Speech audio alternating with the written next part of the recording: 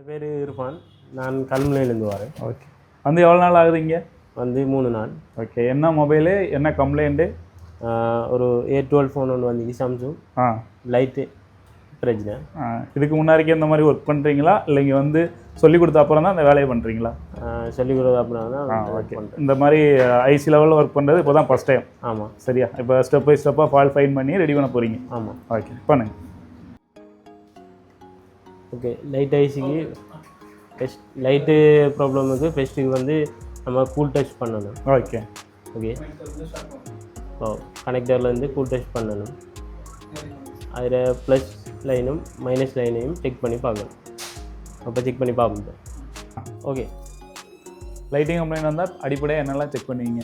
டெஸ்ட்டுக்கு வந்து வேறு டிஸ்பிளே ஒன்று வச்சு செக் பண்ணி பார்ப்போம்.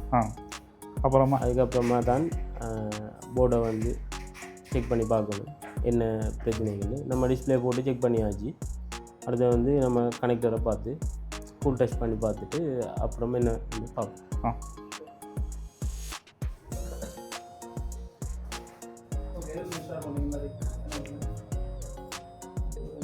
16 அதை பார்த்து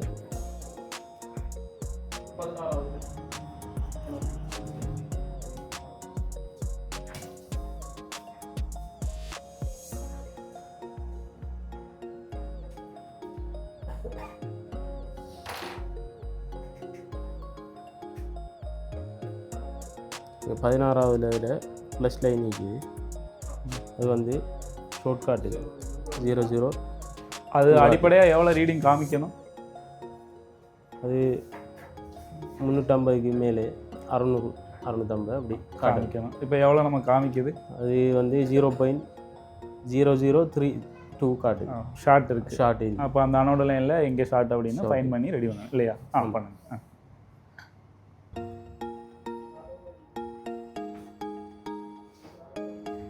ஷார்ட் காட்டுது.